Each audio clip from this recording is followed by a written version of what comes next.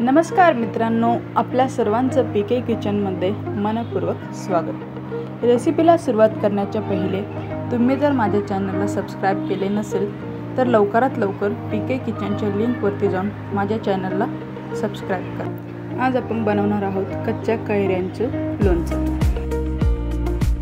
चला तर मग रेसिपीला करूया सुरुवात। सर्वप्रथम आपण इथे कैरीची पुढची बाजू ही कट करून घेऊया आणि मध्यभागी कापून घेऊया। त्याच्यातली जी बारीक पोय असते, इथे कवळी पोय होती, ती आपण बाजूला काढून घेतली।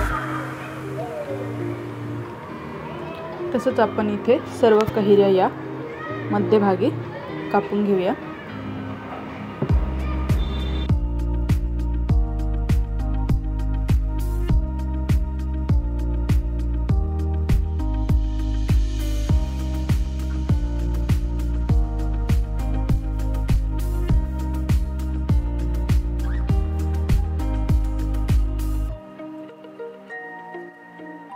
कैऱ्यांचे आपण दोन भाग म्हणजेच आडव्या फोडी करून घेतलेल्या आहेत। त्या आपण आता आपल्याला ज्या शेपमध्ये लोणचं करायचं आहे त्या शेपमध्ये आपण कट करून घेऊया। इथे आपण हवे 3 भाग किंवा 4 भाग करून घेऊया।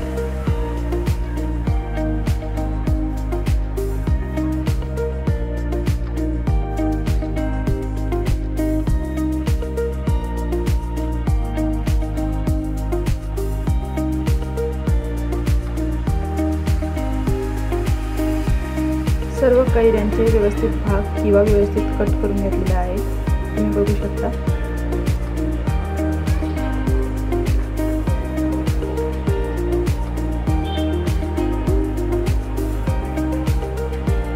कट करून झाल्यानंतर आपण नंतरला त्या एका मोठ्या भांड्यात किंवा कढाईमध्ये शिफ्ट करून घेऊया। इथे मी एक भांडं घेतलं, त्याच्यामध्ये लाल मिरची पावडर घातली, अर्धा चम्मच हळद,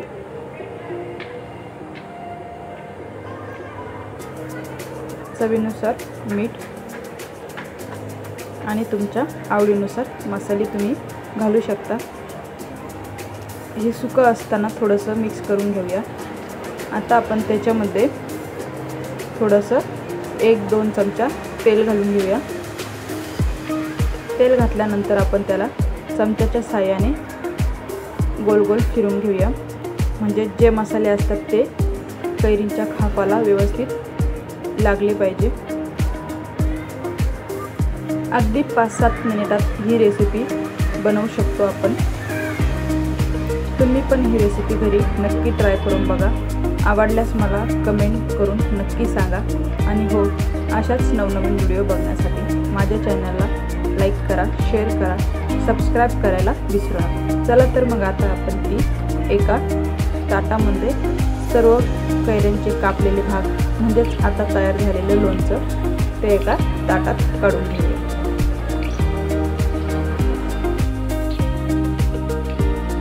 ओल्या कैरीपासून बनणारे लोणचं हे बनवून तयार झालेलं आहे। दिसायलाही किती अट्रॅक्टिव्ह दिसतंय।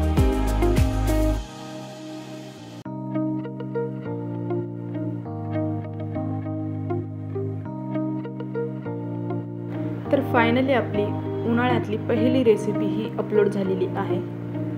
तुम्ही पण अशाच नवनवीन व्हिडिओ बघण्यासाठी माझ्या इन्स्टा आयडीला, यूट्यूब आयडीला नक्की फॉलो करा, जेणेकरून मी कोणतीही रेसिपी अपलोड केली की ती सर्वप्रथम तुमच्यापर्यंत पोहोचेल। चला तर मग भेटूया एका अशाच भन्नाट रेसिपीसोबत। तोपर्यंत धन्यवाद।